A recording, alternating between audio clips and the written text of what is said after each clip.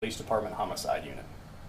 I'm here to give an update on murder number 4 that occurred on January 8th, 2024, when Francisco Miranda was tragically shot and killed in an apartment complex located at 9300 Northgate Boulevard.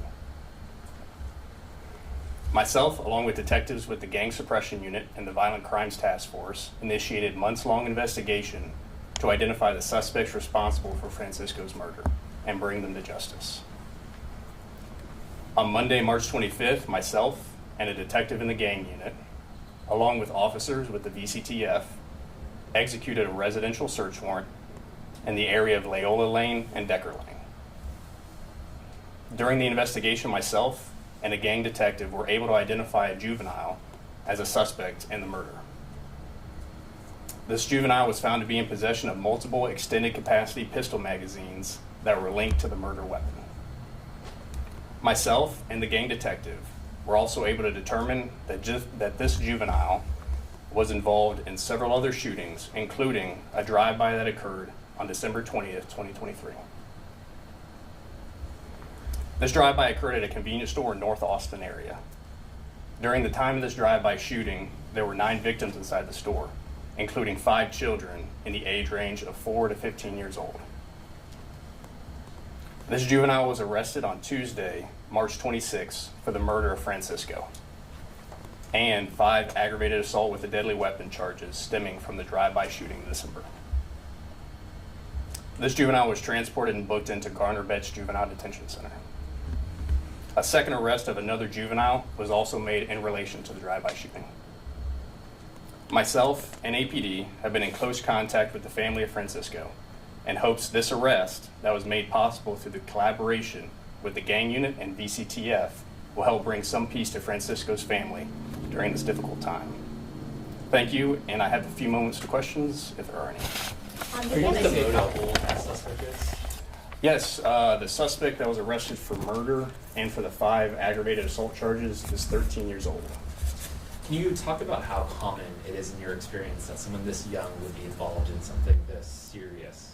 Yeah, so during this investigation, I've been investigating several different juveniles, and in my experience, I haven't seen it like this before, but there does seem to be a high amount of violent crime being committed by juveniles in that North Austin area. Did the juvenile know Miranda at all?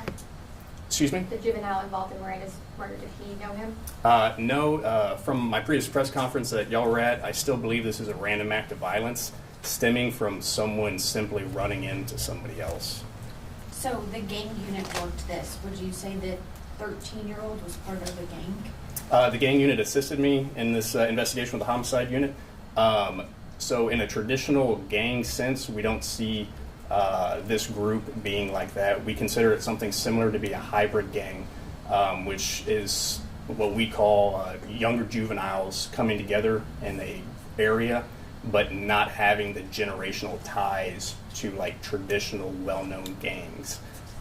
There's not a set of rules or a specific type of code that you see in traditional gangs. And that other person you arrested, is he connected to this?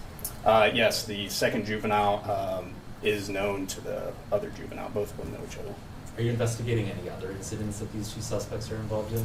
Yes, I've linked them to several other shootings, but those are still pending. How old is the other juvenile not related to this murder? The other juvenile arrested for the 5 aggravated assault charges for the drive-by only is 15. These juveniles, will they be tried as adults? I'm not sure about that. Our juvenile system is specific in that we have to keep their identity anonymous. For the sentencing, I'd have to refer you to the Travis County District Attorney Office. I guess this might be obvious, but they are so young, so these weapons have to have been stolen, correct? Do we know where they came from? We don't know exactly how they got them or where they came from, but yes, many weapons are stolen, but they're also simply bought just off the street and not specifically stolen. Was there 9 people actually injured in that convenience store drive-by shooting? All 9 of them had to take evasive actions. Bullets went through the front glass of the convenience store, putting like glass and shards of metal on them. So nobody seriously injured. Do you get any idea of motives in these 2 incidents? The drive-by shooting, I believe, was a dispute between other people and innocent people, caught in the crossfire. The murder, like I said, I think it's still just a random act, unfortunately. They didn't steal anything from him, like rob him or anything like that. I haven't found anything missing. In your last presser, you were hoping to get assistance from the community. Did the community help in this investigation? Yeah, thanks for that question, actually. It was a big help doing that press conference. It generated a lot of community interest, but unfortunately, there wasn't any leads generated from that. But I believe because of getting the word out, it did help initially, make this case come to a close. Do you think there will be any other arrests as far as murder, the drive-by? It's possible. I've linked, like I said, this juvenile to other shootings, and those are still ongoing. Thank you, everybody. Mhm. Thanks. Thank you.